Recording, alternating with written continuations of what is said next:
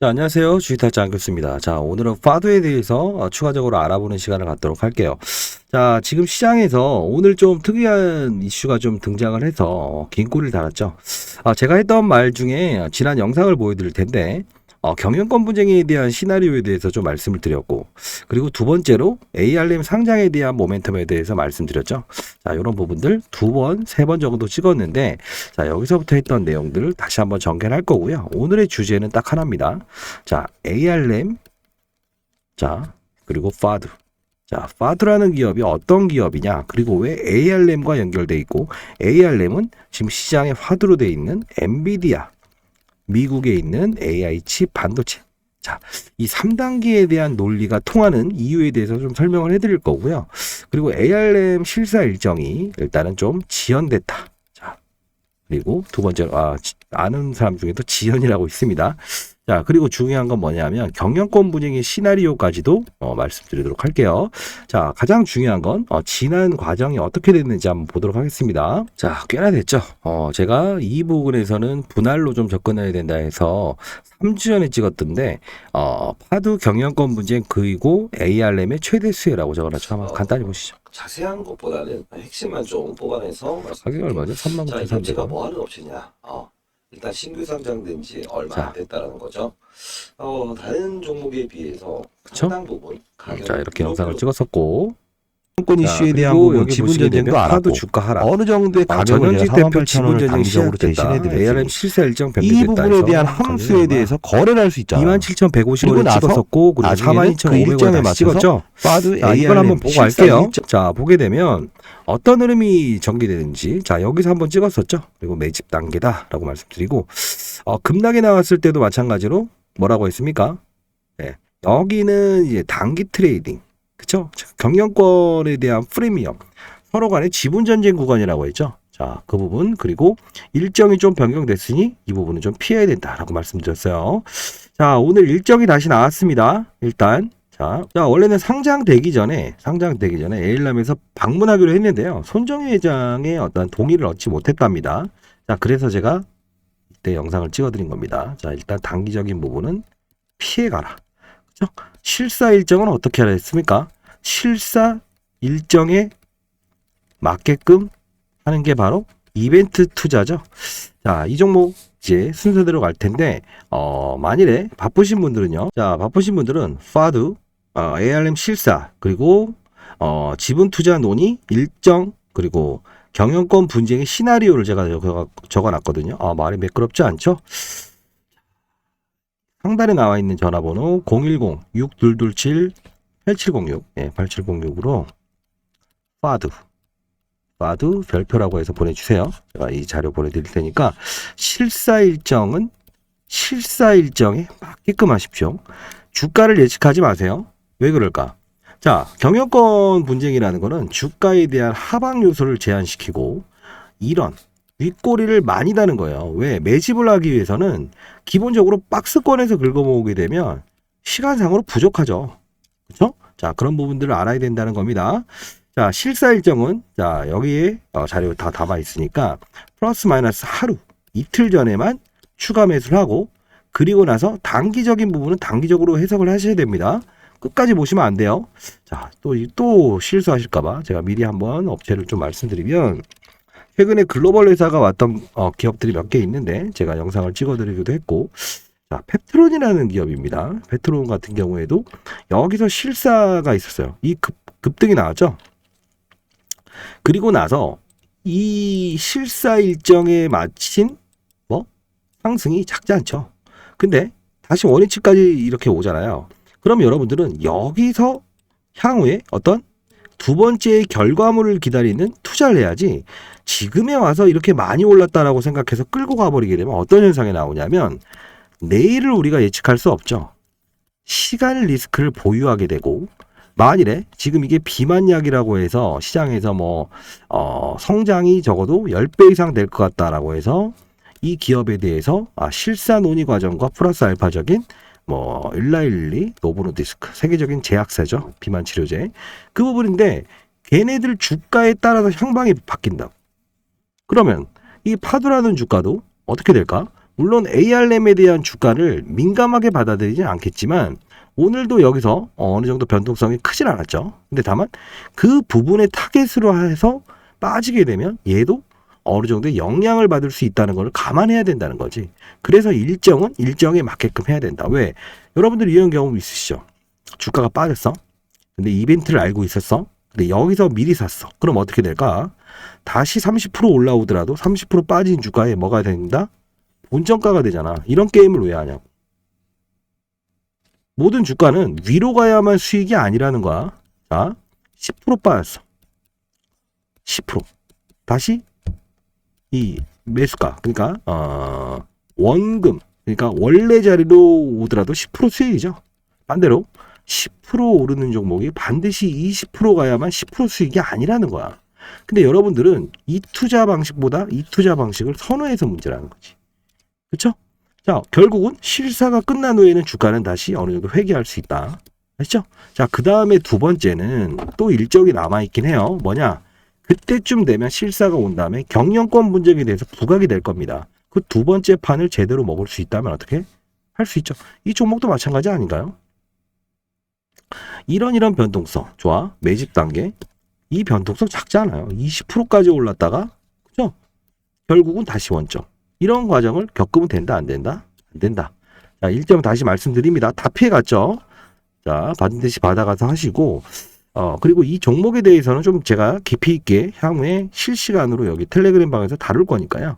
뭐 어떤 상황이 바뀌거나 그런 부분들이 있을 때도 제가 여기서 말씀드리긴 할 겁니다. 자, 일단 파두라는 종목에 대해서 알고 가시죠. 자, 파두. 시장에는 반도체를 좀 크게 소분화시키게 되면 팹리스라고 하는 게 있어요. 팹리스. 그럼 파운드리. 팹리스는 공장이 없어도 된다. 파운드리는 공장이 있다. 위탁 생산이죠. 자, 팹리스 하는 기업이 파두입니다. 즉 공장이 없다는 건 뭐다? 시설 자금이 들어가지 않는다. 즉 그 건축 설계사에서 이렇게 설계 도면만 이렇게 납품하는 경우가 있죠. 자, 이 기업이 왜 처음에 있었던 기업들 중에서 팹리스 파운드리. 자, 설계사 가다 보면 설계 도면 있죠. 도면만 그려주고 자, 이대로 생산해 주세요. 자, 결국 뭐다? 브레인, 머리를 쓰는 기업이다 라고 보시면 돼요. 자, 서울대 박사 출신들만 모여서 창업했던 기업이에요. 자, 이 기업이 지금 4만 원 정도 된다고 해서 작은 기업이 아니에요. 왜? 이 종목이요 2조 원이 넘어요. 지금 2조 원이 넘는다는 거는 삼성전자, 하이닉스를 비교하면 작은 종목이지만 실제로 반도체 회사 치고 2조 원을 넘는 기업은 전무합니다. 거의 없습니다. 과거에 동부하이텍이라고 해서 8인치짜리 반도체 삼성전자가 마진이 너네만 해라 라고 해서 줬던 기업이 1조를 간 넘었던 적이 있었어요. 그 이후에는 없었어요. 큰 종목이에요. 자, 그러면 실적이 그렇게 발생이 되는가라고 하면 실적은 그렇게 특별하지 않았다. 과거에는 거의 없다시피 했는데 최근 들어서 분기 실적이 증가됐어요. 왜 그럴까? 자, 결국은 없던 실적이 상대방 거래처가 등장하기 시작하는 건데, 자, 물론 SK 하이닉스, 삼성전자 있죠. 근데 이게 글로벌향으로 진행되고 있다는 거. 자, 첫 번째 좀 특이한 점이 있다고 했죠. 뭐랄까? 신규 상장주의 흐름은 보통 이렇게 이루어졌다가 빠지죠. 근데 거꾸로 이때 당시에 반도체 업황이 사이클이 좀 안 좋았어요. 삼성전자 주가도 안 좋았고 전반적인 엔비디아 실적도 공개가 되지 않아서 이게 과연 매출액이 증대가 될까? 퀘스천. 자, 그래서 얘네들의 이 주가도 하단에서 시작을 했다. 근데 제가 최근 들어서 2년 동안 봤을 때 이렇게 밑에서부터 꾸준하게 상한가를 치고 그리고 이렇게 플랫하게 움직였던 거는 본 적이 없다 했죠. 그러면서 제가 여기서 영상을 찍을 때 뭐라고 했습니까? 여기서 찍을 때도 경영권 분쟁이 일어나고 있다고 했죠. 왜? 이런 꼭지에는 자, 계속 있을 거라고 했죠. 뭐라고? 주가를 플랫하게 거래 없이 받아내다가도 이렇게 큰 거래량이 나오면 주가를 빨리 매집해야 되는 현상이 발생되는 거예요. 자, 전 현직 대표와 현직 대표, 전 대표와 현직 대표가 지금 경영권 분쟁을 하기 위해서 지분을 매입 중인데, 자, 왜 드러나지 않느냐? 원래 지분 공시를 해야 되는 게 사실이에요. 특수관계인은. 근데 퇴사를 했던 사람이 다른 사람이 사게 되면 이 지분이 3% 넘기 전까지는 공시를 안 해도 되기 때문에 그렇습니다. 경영권 분쟁은 아직도 이루어지고 있어요. 자, 실사 일정은 원래 언제였냐면요. 이날이었습니다. 그쵸? 근데 ARM 상장 전에 오기로 했었는데 이게 손정희 회장의 ARM은요. 이것도 말씀드릴게요. 나스닥에 어제 상장되어 있던 어떤 팹리스 기업이에요. 설계를 잘하는 기업이에요. 자, 이 기업이 손정희 회장이 운영하는 소프트뱅크. 소프트뱅크는 어떤 회사죠? 그렇죠? 투자자들의 자금을 모아서 어떻게? 투자를 해서 나눠주는 역할이죠.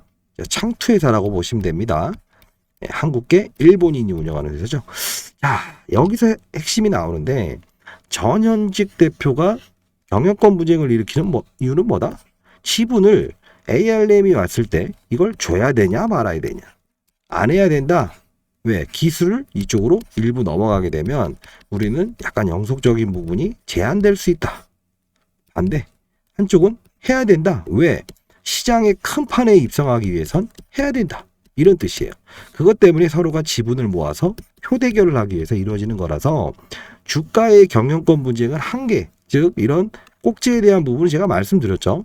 이날따 제기되기까지 이런 급등이 나오면 경영권 분쟁 때문에 들어오는 지분이다 생각하고 끊고 가셔라 라고 했고, 자, 여기도 또 적어져 있습니다. 날짜를. 자, 중요한 거는 뭐냐면 글로벌 기업인 이제 ARM. 자, 이 기업은 어떤 기업이었냐면 사연이 좀 많아요. 영국과 그다음 미국에 상장돼 있었어요. 근데 이 당시에 한 10몇 년 전에 엔비디아, 삼성전자의 한 3배, 4배 정도 되는 큰 반도체 회사죠. 엔비디아, AI 반도체의 아버지라고 하는 AI 쪽인데 얘네들이 얘를 인수하려고 했었거든요. 근데 영국 정부가 반대를 해요. 왜? 그때 당시엔 영국 정부도 파운드에 대한 가치가 있었기 때문에 니네가 만일에 이 설계를 하는 애들까지 가져가 버리게 되면 시장의 판을 너희 독점으로 이루어지진 않겠니라는 이런 생각을 했던 거예요. 근데 지금 왜 이런 부분들이 통과될 걸 염려해서 이 엔비디아가 인수하기 위해서 했을까요? 물밑 작업은 끝났습니다. 왜 그럴까? 얘네들은요. 영국은 지금 과거의 지위를 잃어버리고 있죠. 극심한 인플레이션. 그렇기 때문에 해줄게. 미국은 어떤 수단을 동원한다? 그러면 우리가 경제적인 어떤 요런 지원을 해줄게.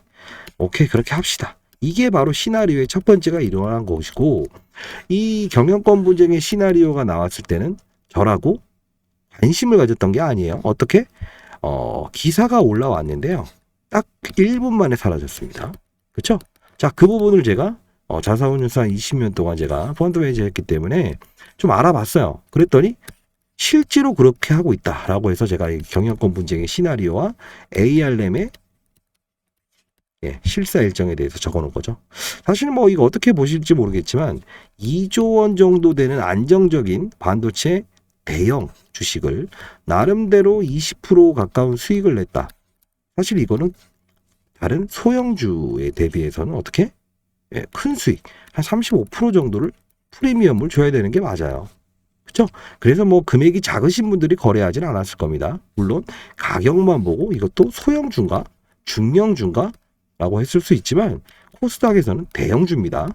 아셔야 되는 부분이고, 자, 여기에 다 적어놨어요.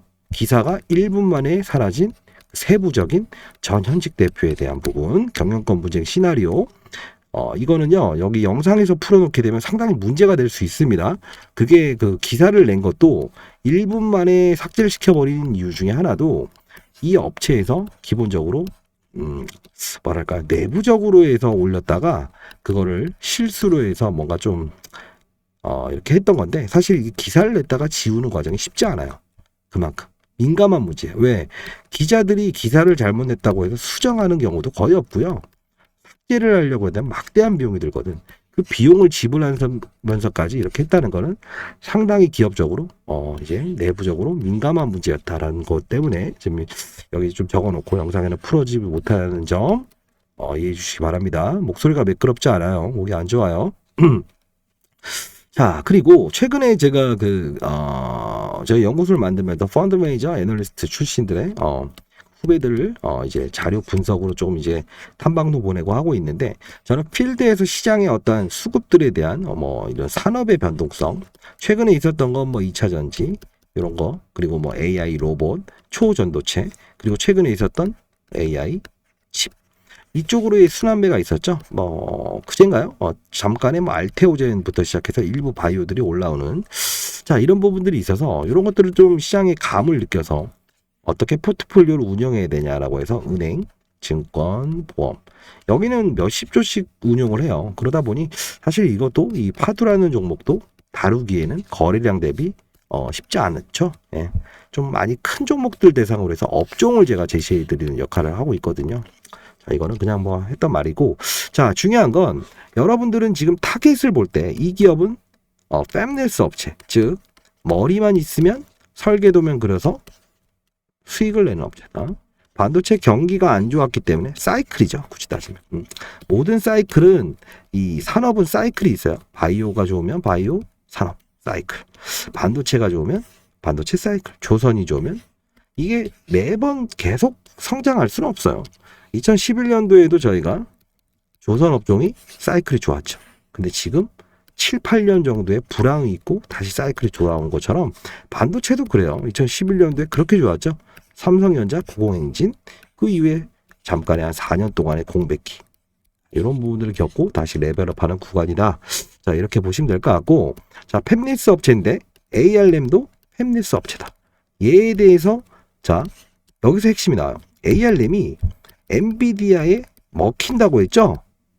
그렇죠? 승인이 일어났으니까 꿈이에요. 얘네가 먹고 싶어서. 사실 삼성전자도 AR램의 지분을 10% 정도 인수하려고 했지만 반대 때문에 못했던 거죠. 그렇죠? 자국주의가 있기 때문에 미국은. 자, 엔비디아는 AR램을 반드시 인수할 겁니다. 미리 말씀드릴게요.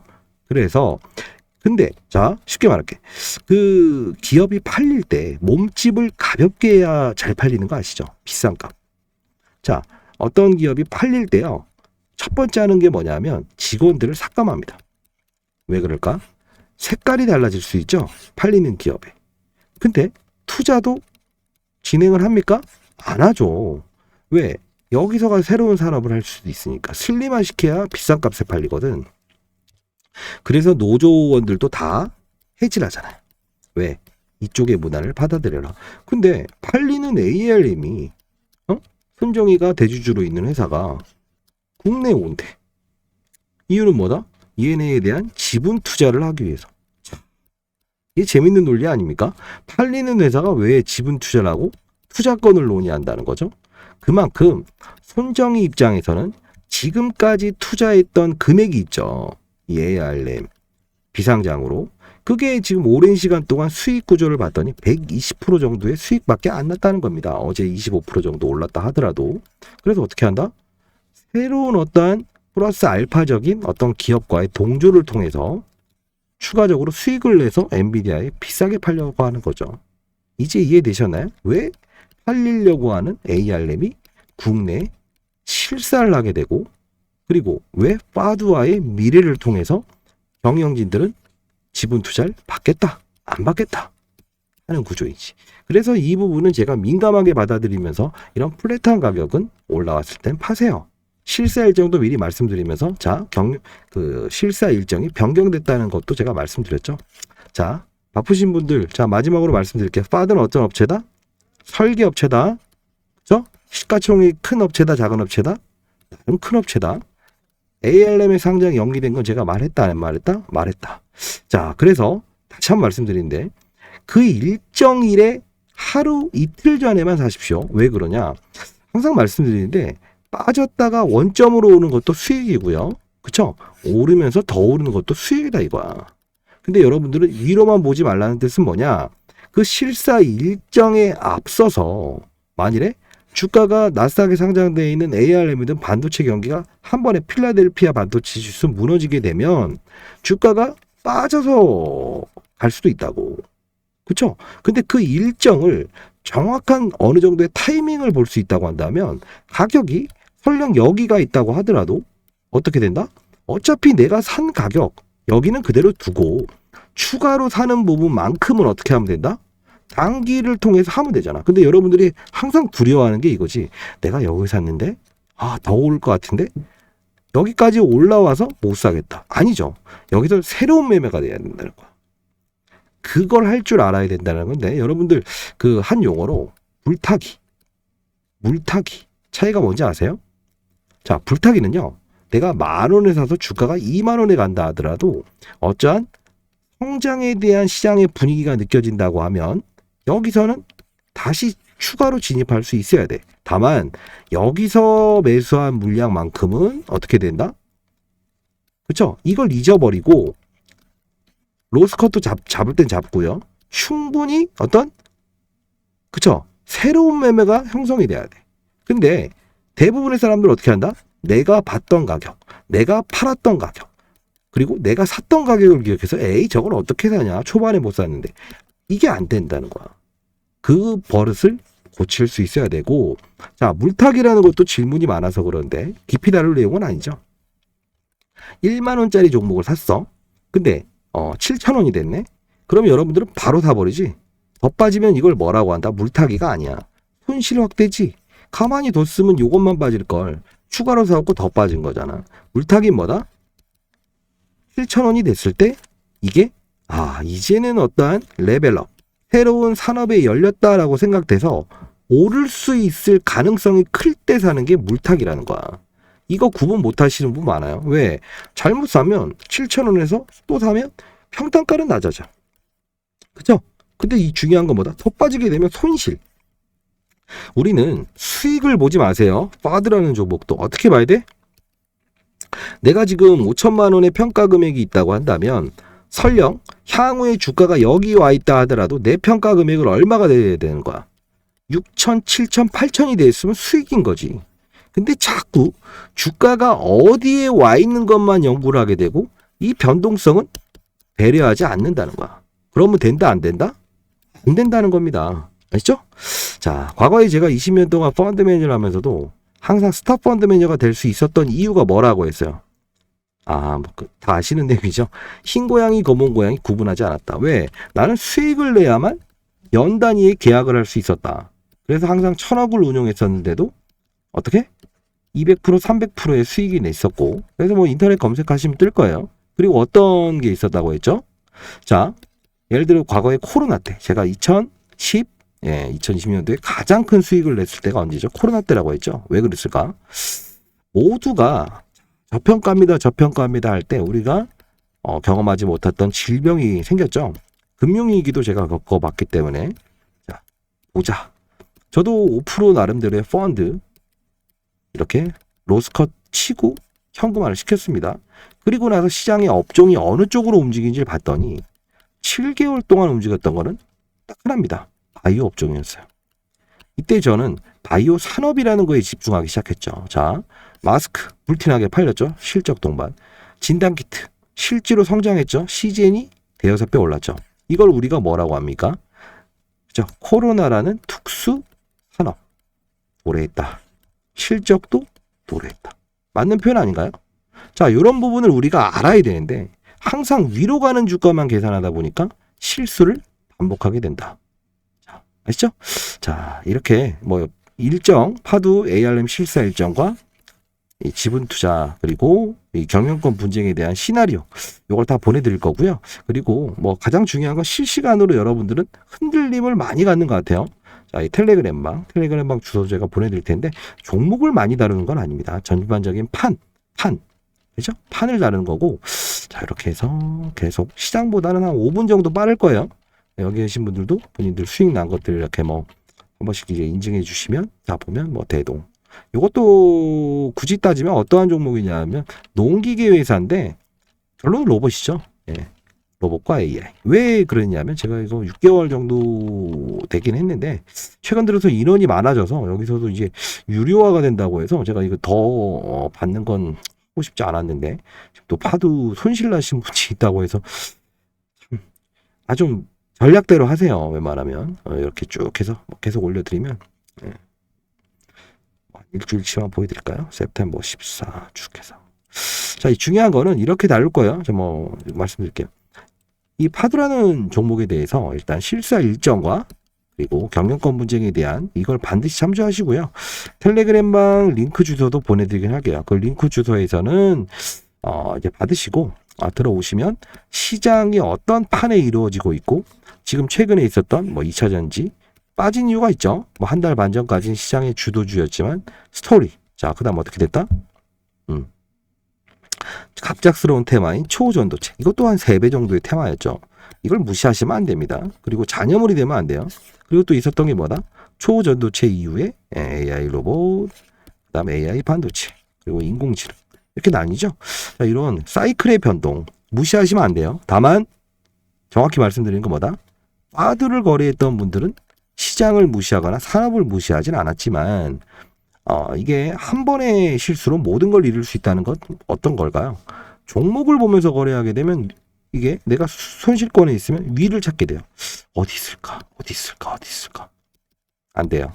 당연히 위에서 봐야 되는데 탑다운. 전문용어로 탑다운이라고 합니다. 위에서 아래를 봅시다. 시장, 나스닥 시장의 경제 인플레이션, 파월, FRB, 우리나라로 따지면 한국은행의 총재가 경제를 어떻게 보고 있고 실업률이 증가되고 있고 이런 걸 보고 아니 접근해도 되겠구나. 산업, 엔비디아가 신고가 내고 실적이 사상 최대 실적. 구글이 뭐예요? 지금 하고 있는 유튜브죠. 자, 이 영상을 보면 추천을 해주죠. 인공지능, 알파벳, 알파고죠. 과거 이세돌하고의 바둑 대결에서 이겼던 로봇. 그러면 무슨 함수가 나요? 아하, AI, 반도체, 그다음에 로봇, 이세돌 로봇. 그리고 뭐가 나와요? 유튜브를 보면서 인공지능, 지능형. 자, 여기서 반도체 AI, 한미 반도체부터 순서대로 오르기 시작하죠. 로봇도 레인보우 로보틱스부터 2배가 오르죠. 그리고 인공지능도 오르죠. 자, 이런 거는 예측을 하는 게 아니고 시장에서 신호를 준다는 거예요. 그 안에서 다시 세부적인 업종, AI, 로봇 중에서도 지능형 로봇인가, 산업용 로봇인가, 서비스형 로봇인가, 이런 걸 구분하게 되면 계좌는 5배씩 증가되기 시작한다. 그죠? 자, 그런 것들을 가리키기 위해서 제가 이런 방을 만들고, 결국은 그거예요. 누가 많이 먹고 적게 먹고의 싸움은 이 2단계까지만 해도 가능하다는 것이. 이 3단계의 종목을 솔팅, 선택하는 역할은, 셀렉트하는 역할이 바로 8배의 수익을 내는 건데, 거기까지는 여러분들이 힘들 것 같아서 제가 좀 제시를 한 번씩 해드리고, 장중에 라이브 방송도 할 때 제가 링크 주소를 보내드립니다.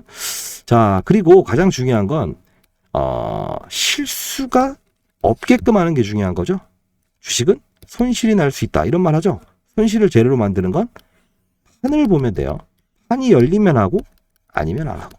알죠? 자, 이런 걸 좀 많이 도와드리려고 하고 있고, 이렇게 한번 이벤트를 한번 해보겠습니다. 뭐 이게 뭘 얻으려고 하는 건 아니지만, 과거에 제가 주식 타짜로 석 달 동안 제가 운영사 나온 상태에서 잠깐 경제 유튜버를 했었는데 3개월 만에 100만 명 구독자가 생겨서 이걸 또 끊고 나오느라 좀 힘들었는데, 자, 12월 24일, 이때까지 크리스마스 이전까지가 이제 배당을 받을 수 있는 마지막 날이에요. 자, 이때를 기한으로 하고 1,000만 원으로 5천만 원으로, 그리고 1억을 5억으로 만드는 프로젝트를 해볼게요. 자, 중요한 건 뭐다? 종목을 다루지 않을 거예요. 물론 이런 실사 일정에는 간간히 투자를 하겠지만, 가장 중요한 건 시장, 산업, 업종, 거기에 세부적인 종목을 솔팅하는 작업, 이런 것들을 충분히 알려드리도록 할게요. 그렇죠? 자, 항상 말씀드립니다. 아래에서 위를 보지 마세요. 위에서 아래를 봐야 멀리 볼 수 있고, 시장의 방향성과 같이 가려고 해야 됩니다. 증명을 하는 건 애널리스트입니다. 우리는 수익을 내기 위해서 하는 거고. 그렇죠? 그리고 물결이 이쪽으로 간다고 하면 어떻게 될까요? 이쪽으로 수영을 해야 빠르고 멀리 갈 수 있죠. 그렇죠? 반대로 가면 어떻게 된다? 아무리 수영 잘하는 박태환 선수도 멀리 못 가죠. 빠르게 못 가고. 자, 이 판은 알고 있으면서도 계속 강조를 해야 여러분들의 체력이 된다는 겁니다. 그렇죠? 자, 많은 연락을 한번 기다려 볼게요.